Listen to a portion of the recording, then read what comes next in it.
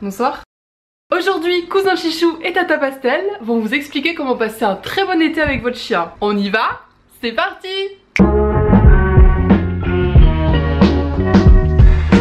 L'été, comme on l'a tous constaté, est arrivé avec ses chaleurs et sa canicule. On adore. Vous avez chaud, j'ai chaud, Chichou a chaud. Et du coup, il faut pas les oublier eux aussi. Premier point important, l'hydratation. Donc évidemment, on leur met toujours une coupelle d'eau à disposition. Et bien fraîche de préférence. Et d'ailleurs... Bah alors, ça y est, t'abandonnes déjà? Bah il faut qu'on leur donne les conseils quand même. Bon bah, Chichou va faire une petite sieste pendant cette vidéo. Je vous disais donc qu'il ne faut pas aussi oublier de leur emmener une gamelle quand vous partez en déplacement avec eux. Dans la voiture, en balade, etc. Il existe des gamelles rétractables. Après vous n'êtes pas obligé d'acheter ça, vous pouvez avoir une gamelle classique.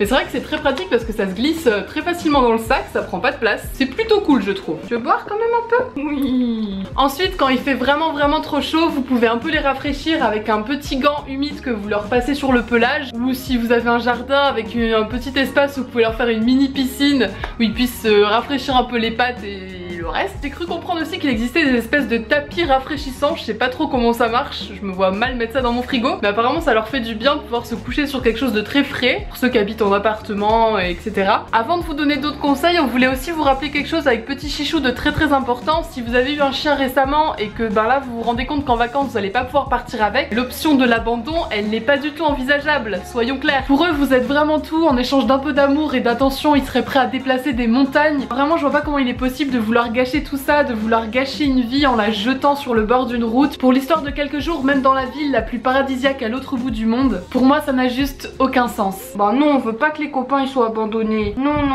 Vous avez pris la responsabilité d'adopter un chien, maintenant il faut l'assumer. Si vous ne pouvez vraiment pas partir en vacances avec, il existe des systèmes de garde où vous pouvez voir avec des amis ou de la famille pour le garder. Il existe aussi des systèmes de dog-sitter. Tu veux boire encore?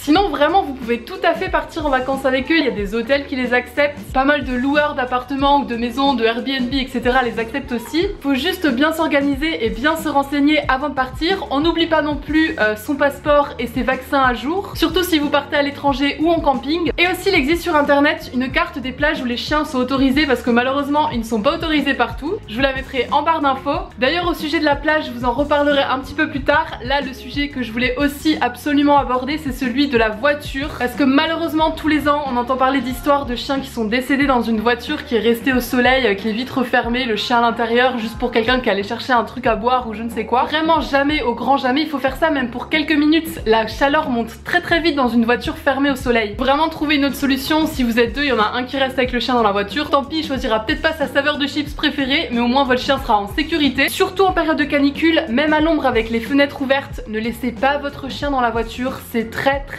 dangereux. On l'oublie souvent aussi, mais pendant les trajets il faut faire attention à votre animal. Si vous n'avez pas la clim dans la voiture, il faut peut-être mettre des pare-soleil aux fenêtres de l'arrière. Vous assurez qu'il soit vraiment dans un espace aéré et surtout ne pas oublier de faire des pauses toutes les 1 à 2 heures pour lui offrir de l'eau et qu'il puisse aller faire ses besoins. Pour les animaux vraiment stressés durant les transports, il existe des petits médicaments naturels pour les calmer un peu. Je vous en avais parlé un de la marque Biofood qui marche plutôt bien, je vous en mettrai d'autres en barre d'infos. Mais le mieux du mieux c'est de les habituer depuis tout petit à faire des transports en voiture pour qu'ils soient moins stressés ensuite. Et peut-être si votre animal n'a pas fait souvent de trajet en voiture ou alors juste pour aller chez le vétérinaire qui n'est pas toujours une super expérience pour eux, les entraîner un peu à faire un petit trajet avec une petite récompense à la clé, ça aidera peut-être un peu les choses. J'en reviens donc au sujet de la plage. Quand vous avez trouvé la fameuse plage autorisée pour les chiens, n'oubliez pas que l'exposition au soleil même à l'air libre est aussi dangereuse pour eux, donc évitez d'y aller aux heures chaudes entre 11h et 16h. Et puis n'oubliez pas non plus d'avoir un parasol où il puisse s'abriter. Ça semble logique mais ne forcez jamais un animal à aller dans l'eau s'il en a pas envie. Et faites attention qu'il ne nage pas trop loin pour vous suivre et qu'ensuite il s'épuise et risque de se noyer. Et dernière chose aussi, en rentrant de la plage, n'oubliez pas de le rincer à l'eau claire pour enlever le sel et le sable de son pelage. Et insistez bien aussi entre les coussinets parce que c'est là que le sable se loge et leur provoque des irritations. Enfin, dernier sujet, les parasites,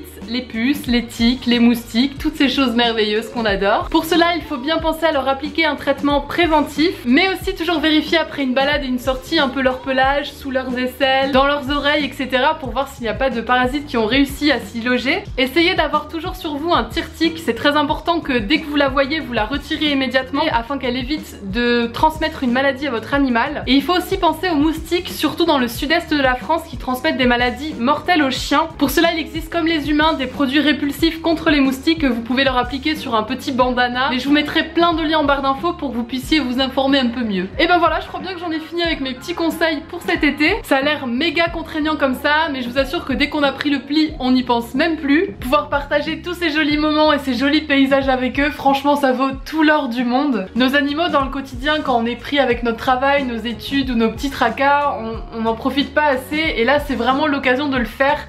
Alors vraiment, si vous pouvez les emmener, faites-le. Tu viens leur dire au revoir, Chichou? Viens, viens. Oh oui, il a fait la petite sieste, Chichou. Oui, mais il était là quand même, il écoutait les conseils, hein? Bon oui. Du coup, on espère que cette vidéo vous aura plu. Si vous avez d'autres conseils, n'hésitez pas à nous les mettre en commentaire. En attendant, cœur sur vous et à très vite pour une prochaine vidéo. Salut. Tu fais bisous. Mouah.